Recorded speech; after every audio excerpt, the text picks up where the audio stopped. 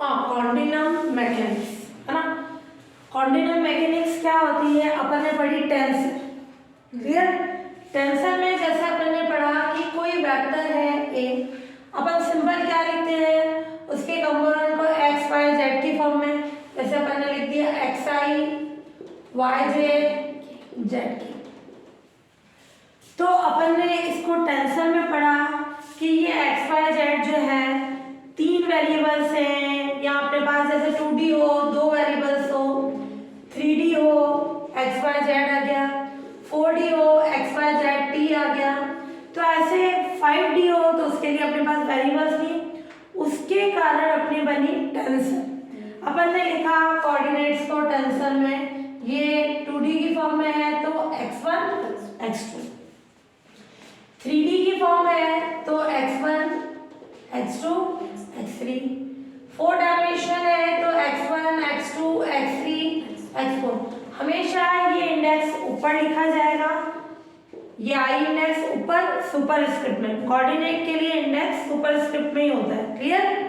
बाकी वेक्टर के लिए सुपर सब किसी में भी होगा, ऊपर लिखा जाता है तो सुपर, नीचे लिखा जाएगा तो सबस्क्रिप्ट। तो इसके कारण टेंसर बने कि 5D ये क्या लें, तो अपन ने टेंसर में एक ही वेरिएबल काम लिया ये x, उसके पावर ये अपन ने क्या लगा दिया, इंडेक्स लगा दिया। इसको यूं नहीं रीड करेंगे कि x की पावर 2 है, ये अपन रीड करेंगे x1 x2, ऐसे ही x1 x2 x3 and dimension होगा तो x1 x2 x3 xn की फॉर्म में। ये तो था अपना टेंसर का कॉन्सेप्ट। अब टेंसर में जब अपने फिजिक्स के जो भी रूल्स अपन ने पढ़े वो सारे के सारे टेंसर में अप्लाई किया, या टेंसर फिजिक्स के सारे रूल्स को फॉलो करें। जो भी अपन ने थर्मोडायनेमिक्स जो भी अपन ने रूल्स पढ़े फोर्स के लिए किसी के लिए भी, तो उन सारे रूल्स को अपन उसमें क्या अप्लाई कर देंगे टेंसर, उससे क्या बन जाएगी अपने कॉन्टिनम मैकेनिक्स। मैकेनिक्स यानी जो फिजिक्स आ गई और उस पर टेंसर अप्लाई होगी। अब अपन पढ़े फर्स्ट चैप्टर जो है मैथमेटिक प्रिडोमिनेंस। तो इसमें क्या होगा, सबसे पहले इसके लिए अपन देखें डायरेक्शन कोसाइंस। डायरेक्शन कोसाइंस क्या होते हैं, अपन ने पढ़ रखे हैं डायरेक्शन कोसाइंस और रेशियोज। पहले एक सिंपल बेसिक कॉन्सेप्ट जो अपन ने पढ़ रखा है फिजिक्स में मैथ्स में, कि ये अपना होता है ओ एक्स वाई और ये जेड। क्लियर। इसमें कोई लाइन है ओपी, उसने एक्स एक्स के साथ कितना एंगल बनाया अल्फा, वाई के साथ कितना बनाया बीटा और जेड के साथ कितना बनाया गामा। तो किसी भी लाइन ने एक्सिस के साथ अल्फा बीटा और गामा बनाया, तो इसके कोसाइन यानी कॉस अल्फा कॉस बीटा और कॉस गामा, ये लाइन ओपी के डायरेक्शन कोसाइंस कहलाते हैं। क्लियर। और अपन ने पढ़ चुके हैं इनको किससे डिनोट करते हैं, एल से, L cos alpha, N cos beta और एन कॉस गामा। क्लियर। तो डायरेक्शन कोसाइन को इन जनरल एलिमेंट से डिनोट करते हैं, N cos alpha, N cos beta, N cos gamma. किसी भी लाइन के डायरेक्शन कोसाइंस क्या होते हैं, ऑलवेज यूनिक होते हैं, केवल और केवल एक ही होते हैं, और इनके बीच रिलेशन होता है cos square alpha plus cos square beta plus cos square gamma is equals to 1। Clear. ये कंडीशन होती है इनके बीच। अब अपन देखें इसको लिख सकते हैं N square N square N square. इन अल्फा के लिए कंडीशन होती है ये 0 से पाई के बीच में होता है इक्वल, बीटा भी इसी फॉर्म में, beta greater than equal 0 less than equal pi, gamma के लिए भी ये फॉर्म होगी। ये तो था डायरेक्शन कोसाइंस। फिर अपन ने पढ़े रेशियोज। अगर एलिमेंट क्या है are direction cosines of line OP, किसी भी लाइन के भी हो, एनी लाइन ओपी, तो अगर अपने पास ये फॉर्म हो L upon A M upon B N upon C, अगर ये रेशियो की फॉर्म हो तो एल एम एन ऊपर वाले डायरेक्शन कोसाइंस हैं, तो ये नीचे वाले ए बी सी क्या कहलाते हैं डायरेक्शन रेशियोज। क्लियर? इसको मैं लिख सकती हूँ plus minus under root of L square M square N square. ये रूल है अपना, ये फ्रैक्शंस आपस में इक्वल है, इनके न्यूमरेटर अंश में जो रूल लगा रहे हैं डिनोमिनेटर हर में भी वही लगेगा। तो मैंने इनके स्क्वायर का सम कर दिया, प्लस माइनस ले लिया, इस पे भी वही कंडीशन आएगी। अब अपने L square M square N square क्या हो जाएगा 1, क्योंकि डायरेक्शन का साइन में याद रखो, L square M square square 1, तो ये आ जाएगा प्लस माइनस 1। तो इससे अपन बोल सकते हैं एल अपॉन ए इसके इक्वल है, तो ये कंडीशन आ जाएगी एल हो जाएगा A upon under of plus minus लेना चाहो ओनली प्लस लो, कैसे भी कंडीशन, ऐसे ही M under of A square plus B square plus C square और एन ये। तो ये अपन ने बेसिक कॉन्सेप्ट पढ़ रखा है कि किसी भी लाइन के डायरेक्शन कोसाइंस क्या होते हैं और रेशियोज क्या होते हैं। क्लियर? अब अपन बात कर रहे हैं कि कोई सिंपल वेक्टर है, जैसे मैंने लिखा a 2i 3j 4k। हाँ, और किसी भी लाइन के रेशियोज कितने होते हैं इनफाइनाइट, क्योंकि मैं यहाँ 2 3 4 लिखूँ, इसको 4 6 9 कर दूँ। क्लियर? ये जैसे 2 3 4 है, इसको 4 6 8 कर दूँ, सेम बात है। तो ऐसे बहुत सारी कंडीशन आ सकती है, तो डायरेक्शन रेशियोज क्या होंगे हमेशा इनफाइनाइट, और उनके लिए कभी भी ये रिलेशन सेटिस्फाई नहीं होगा इक्वल का। तो A square plus B square plus C square not equal to 1 है, तो वो रेशियोज हो जाएंगे। क्लियर? और जैसे ही इक्वल टू 1 है तो ये खुद ही कोसाइंस हो जाएंगे। क्लियर? अब मैंने एक सिंपल वेक्टर लिखा a 2i plus 3j plus 4k। Clear? ये लिखा अपन ने, और मैंने इसी का यूनिट वेक्टर निकाला, क्या आ जाएगा 2i, इसको किससे डिवाइड करेंगे, इसका मॉड क्या होगा 2i plus 3j plus 4k, mod क्या होगा अंडर रूट 2 का स्क्वायर 4 9 ये 6 यानी अंडर रूट ऑफ 29। इसको मैं लिख सकती हूँ a cap equals to 2 upon under root of 29 i cap 3j ये under root of 29 4 upon under root of 29 ये k कैप, ये a कैप की कंडीशन हो गई। तो एक सिंपल सी कंडीशन ये ऑलवेज होता है, कोई भी वेक्टर हमेशा रेशियोज की फॉर्म में लिखा जाता है। 2 3 4 क्या हो जाएंगे ये लाइन, इसके लिए जो भी लाइन होगी 2 3 4 उस वेक्टर के लिए डायरेक्शन रेशियोज होंगे। क्लियर? तो सिंपल वेक्टर हमेशा रेशियोज की फॉर्म में लिखा जाता है। बाकी अपन ये क्या बोलते हैं, इसका एक्स एक्सिस की डायरेक्शन में ये क्या है घटक कंपोनेंट। क्लियर?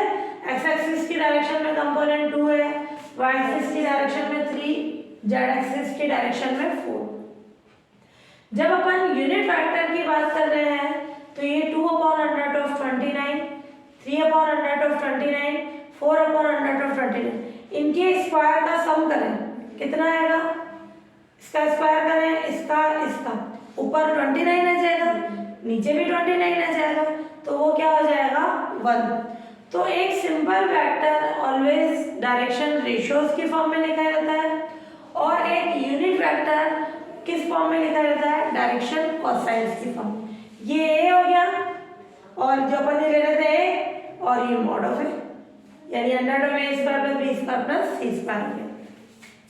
तो सिंपल वेक्टर किस फॉर्म में होगा डायरेक्शन रेशियोज की फॉर्म, और ये डायरेक्शन कोसाइंस की फॉर्म। क्लियर? ये कंडीशन, ये तो था आपने सिंपल जो अपन ने पढ़ा। अब अपन जो कंटिन्यूम में पढ़ेंगे वो क्या होगी index notation of A vector. सबसे पहले यहाँ अपन क्या लेते हैं ओरिजिन जो उसमें लिया, वहाँ एक्स वाई जेड लेते हैं। अब यहाँ टेंसर के कारण कैसी फॉर्म चलेगी, एक्स वाई जेड नहीं चलेगी, y1 y2 y3 चलेगी। क्लियर? एक्स वाई जेड की जगह अपने क्या आ गया y1 y2 y3, क्योंकि इसमें टेंसर आ गई। ये हो गया। अब अपन जो ये अपना एक्स वाई जेड था वो किससे बदल गया, y1 y2 y3 से, क्लियर। और जो आई जे के थे अपन एक्स एक्सिस की डायरेक्शन में ये ले रहे थे यूनिट वेक्टर आई के जे के ये किससे बदल जाएंगे, E1 E2 E3। E1 पे सिंपल वेक्टर होगा बट ये यूनिट वेक्टर को ही शो करेगा, क्लियर। E1 E2 E3 की फॉर्म में ये अपना यूनिट वेक्टर हो जाएगा।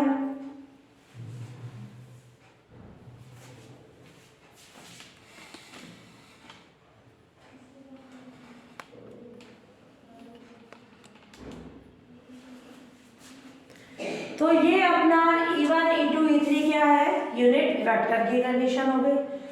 फिर अब अपन इसमें देखें, ये तो हो गया यूनिट वेक्टर, तो आई जे के की जगह क्या लिखा जाएगा, E1 E2 E3 की फॉर्म।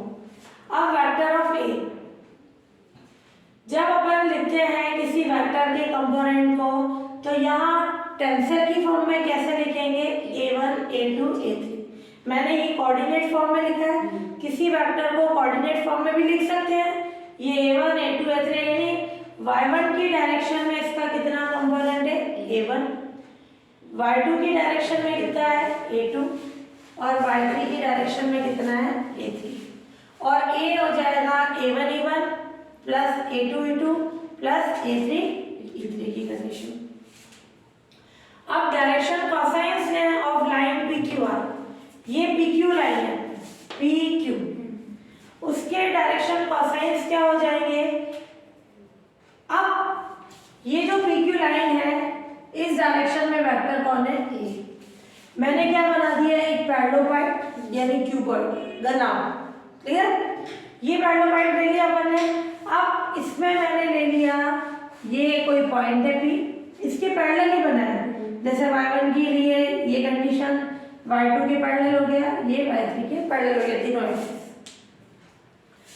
अब ये जो है P से जाने वाला कोई वेक्टर लें A, किस डायरेक्शन में लग रहा है, PQ की डायरेक्शन में।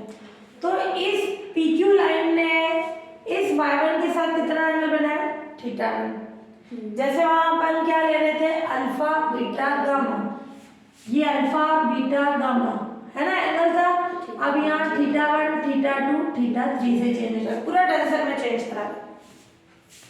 तो इस वेक्टर A जिस डायरेक्शन में लग रहा है PQ की डायरेक्शन में, तो उसका इसके साथ कितना एंगल हो गया, θ1 θ2 और ये θ3, क्लियर। ये कंडीशन आ गई θ1 θ2 θ3 की। फिर अब अपन देखिए इसमें वेक्टर A कैसा है, A1 A2 A3 की कंडीशन। तो वेक्टर ऑफ A कैसा हो जाएगा, A1 E1 A2 E2 plus A3 E3 की फॉर्म में, क्लियर।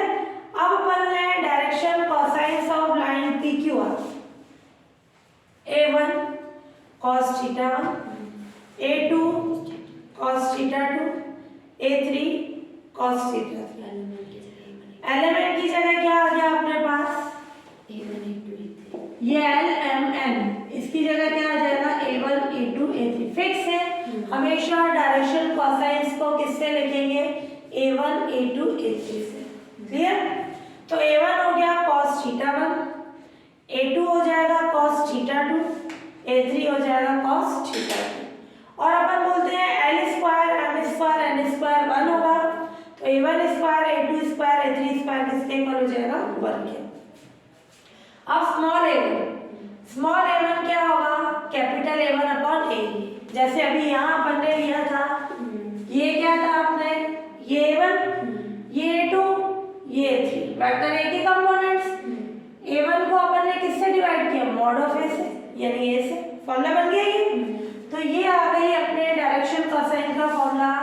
A1 जो इसका कंपोनेंट है इसको इसके मॉड से डिवाइड कर दें, यानी इस वेक्टर को मैं यूनिट वेक्टर की फॉर्म में चेंज कराने के लिए क्या करोगे, ये A क्या हो जाएगा, A1 upon under root of A1 square plus A2 square plus A3 square, ये तो ये बन गया अपने डायरेक्शन कोसाइन।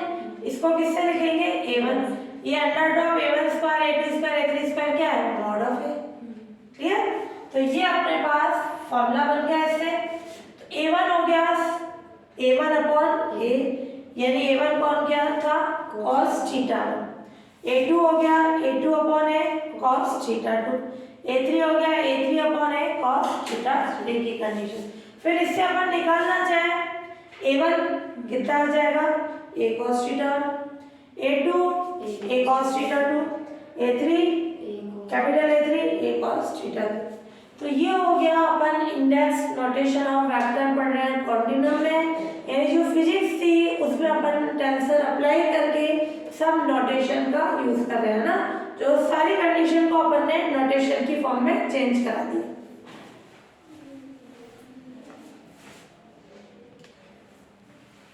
हाँ, अब है transformation law of a vector. Transformation law क्या होगा, जैसे अपन ने ये एक्सिस ले ली, ओ से जाने वाली y1 y2 y3 है ना, तीन हो गई। तो ये OY1 OY2 OY3, जब ये इनकी सिंपल पोजीशन अपन जैसे बोलते हैं, मैंने यहाँ y1 y2 y3 कहा, चाहे तुम y1 y2 y3 रखो, तीनों एक दूसरे के परपेंडिकुलर है। ये कहलाती है अनप्राइम्ड एक्सिस। अपन ये एक्सिस का तो मतलब होता है अक्ष, और इसका प्लूरल जो होगा अक्षु, है ना। तो यहाँ अपन जो ले रहे हैं एक्सिस ले रहे हैं तीनों, इसका प्लूरल लेंगे, ये अनप्राइम्ड एक्सिस। क्लियर? ये अपने पास कैसी कंडीशन है, जब इनमें कोई रोटेशन नहीं हो रहा है, ये अपनी इस पोजीशन पे स्थिर है, फिक्स्ड है, तो ये अनप्राइम्ड एक्सिस। फिर ये AI भी कंपोनेंट है किसके, वेक्टर A के, किसमें, इन अनप्राइम्ड एक्सिस में। तो वेक्टर A के कंपोनेंट लेंगे, AI का मतलब A1 A2 A3, है ना। टेंसर की फॉर्म में, शॉर्ट फॉर्म में मैंने लिख दिया। ये अनप्राइम्ड एक्सिस के लिए होगा, और प्राइम का मतलब होगा उनमें रोटेशन हो गया, यानी ये y1 इसकी पोजीशन बदल गई, तो ये y1 डैश हो गया, y2 dash y3 dash. Clear? मैं इनका कमांड बना लूँ रहेगा, जैसे ये y1 y2 y3, ये अनप्राइम्ड, जब इनका रोटेशन हुआ, ये डैश डैश में बना रही हूँ, y1 डैश y2 डैश और ये y3 डैश। क्लियर? ये आ गई कंडीशन। अब अपन देखिए इसमें, ये डैश का मतलब AI डैश कंपोनेंट होंगे किसके, वेक्टर ऑफ A के इन अनप्राइम्ड एक्सिस। अंडरस्टूड होगा अगर अपन ने बोला है अनप्राइम्ड एक्सिस, पर यहाँ है प्राइम्ड एक्सिस, है ना। जब भी अनप्राइम्ड बोलेगा तो उसमें कोई रोटेशन नहीं हुआ है, प्राइम बोल रहा है उसमें रोटेशन होके वो डैश की फॉर्म में आ जाएगा। क्लियर? ये कंडीशन हो गई। अब मैंने इन दोनों डायग्राम्स को यहाँ बना दिया। अब अपन ले कि जब y1 y2 y3 अपने एक्सिस है और ये एक सिंपल लाइन हो गई, वैसे ये तीनों भी एक्सिस है, तीनों आपस में लंबन है। अभी मैं बोल रहा हूँ ये y1 डैश एक सिंपल लाइन है, इससे इसके साथ कितना एंगल बनाया, θ1, और इसके साथ कितना बनाया, θ2, और इसके साथ कितना बनाया, θ3। क्लियर? तो इस y1 डैश के डायरेक्शन कोसाइंस किसके रेस्पेक्ट में, y1 y2 y3 के रेस्पेक्ट में। क्लियर? ये एक सिंपल लाइन हो गई, तो अपन क्या बोल रहे हैं, इसके डायरेक्शन कोसाइन, तो उनको किससे लिखा जाएगा, a11 a12 a1। इस आगे वाले 1 का मतलब होगा, सब में आगे तक 1 है, 1 का मतलब y1 डैश इसमें बना है, तो a11 a12 a13 are direction cosines of y1 dash किसके रेस्पेक्ट में, with respect to y1 y2 y3 axis. ऐसे ही जब आगे 2 आया, a21 a22 a23 are direction cosines of y2 dash, आगे 2 आने के कारण 2 की कंडीशन किसके रेस्पेक्ट में, y1 y2 y3 के रेस्पेक्ट में। ऐसे ही a31 32 33 are direction cosine of y3 dash with respect to y1 y2 y3 axis. Clear? तो ये हो गए, ये एक सिंपल लाइन हो गई। क्लियर? ये लाइन और इनके डायरेक्शन कोसाइन अपन ने इनके रेस्पेक्ट में। अब उल्टा भी करेंगे,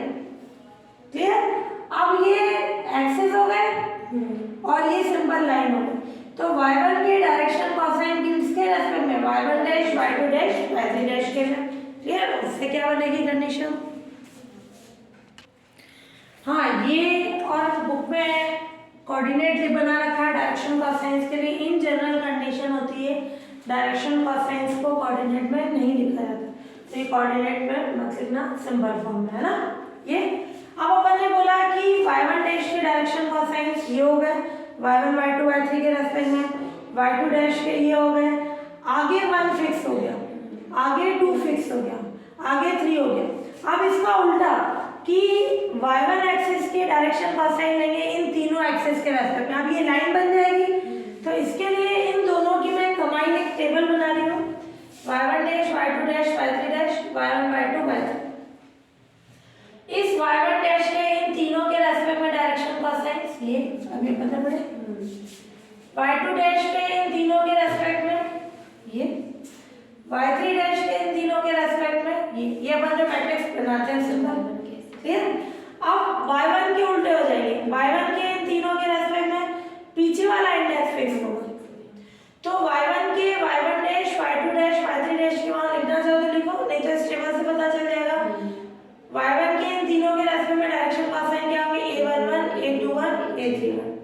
y2 के इन तीनों के रेस्पेक्ट में ये कॉलम में चलेगा, y3 के इन तीनों के रेस्पेक्ट में ये कॉलम चलेगा, क्लियर। अब अपन पढ़े जो ये डैश है, इस ये a1 डैश अनप्राइम के लिए, इसको अपन किस फॉर्म में लिख सकते हैं, a11, इसके लिए कंपोनेंट क्या है इस डायरेक्शन में, a1, a12 इस डायरेक्शन में कंपोनेंट कितना है, a2, a13 इस डायरेक्शन में कितना है, a3। ध्यान से देखना, सब में आगे फिक्स क्या है, 1 है, पीछे वाला 1 चेंज हो रहा है तो आगे वाला 1 फिक्स कर दिया, पीछे वाला चेंज हो रहा है उसको मैंने जे डमी इंडेक्स यानी समेशन लगा दी। अपन टेंसर में पढ़ चुके हैं, इसको यूं लिखते हैं J1 2 3, ओपन करोगे ये, आइंस्टीन ने क्या किया है, समेशन को हटा दिया, अब समेशन अपन नहीं लगाएंगे, क्लियर। ये A1J AJ की फॉर्म आ गई। फिर A2 डैश को भी इन तीनों की फॉर्म में लिख सकते हैं, ये आ जाएगा A2J AJ। A3 डैश को भी A31 ये A1, A32 इधर कंपोनेंट आएगा A2, A33 A3, ये आ गई कंडीशन। अब इन तीनों से अपन ने एक इक्वेशन बना दी, क्या बदल रहा है, 1 2 3, उसको अपन ने आई में लिख दिया, क्लियर, AI डैश, और इधर AI1 A1 AI2 A2 AI3 A3, clear. ये कंडीशन यहाँ पे डायरेक्ट ही इनसे ये फॉर्म थी, तो ये डायरेक्ट कैसा हो जाएगा, आई की फॉर्म में आ जाएगा, तो ये अपने पास आ गया AIJ AJ की कंडीशन। तो ये रिलेशन हो गया अपना AI dash equals to AIJ AJ। ये आगे यूज में लेंगे जब अपना डैश वाला है, डैश वाले को यानी डैश वाला यानी प्राइम वाला, उसको अपन अनप्राइम में क्या लिख सकते हैं, ये आई है तो आगे आई रहेगा, क्लियर, पीछे वाला double. Similarly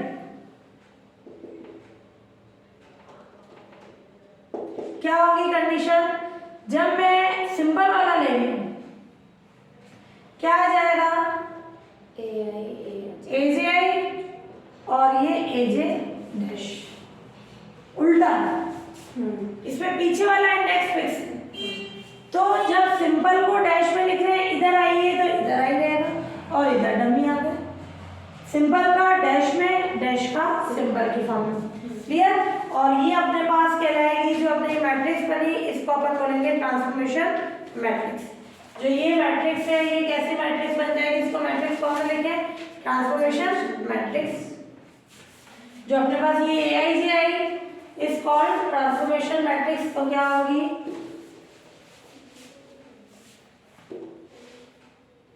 where AIJ A11 12 13 21 22 23 है ना, 31 32 33 is called